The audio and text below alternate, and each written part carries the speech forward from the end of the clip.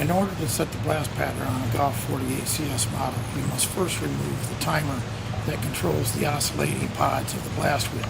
Make sure your power is off before doing so. After that, then turn your power on. You then set a 55-gallon barrel in front of the blast wheel pods up on the table. We're going to look for the hottest spot on that barrel to determine exactly where our blast wheel pattern is set. Turn your table drive switch to off, start your abrasive reclaim, and start your blast wheel. So we're going to check the blast pattern for the top blast wheel. So we're going to manually energize the MAC valve to open up the abrasive valve to the top blast wheel. We're going to hold that in for about 45 seconds. After 45 seconds, release the MAC valve. Turn your table drive switch back to on and open up your door. Jog your table around so that your barrel's up front.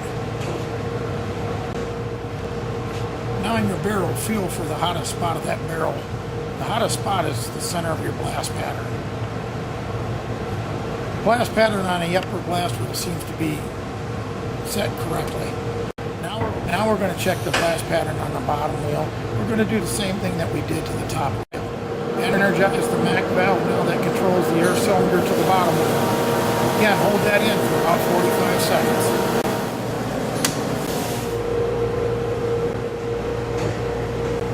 Feel it for the hot spot on the barrel.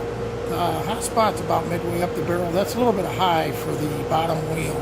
So what we're going to have to do is move our control cage to... First, mark your control cage so that you can tell how far you moved it.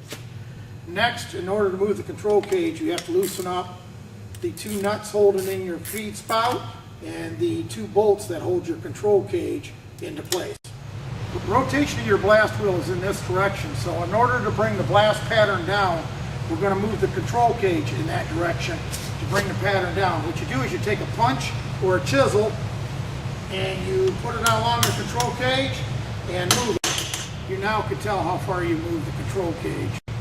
After you move the control cage, you then go ahead and tighten up all the nuts and bolts that you loosened. Now go ahead and check your blast pattern again for your bottom wheel to see how far you've moved it. Now check your blast pattern. Now to see how far we've moved our blast pattern. Down there is the hottest spot on the barrel. That's where we want it. Our blast pattern is now set. Shut your power off, open up your electrical panel, and reinstall the timer for your blast wheel pod.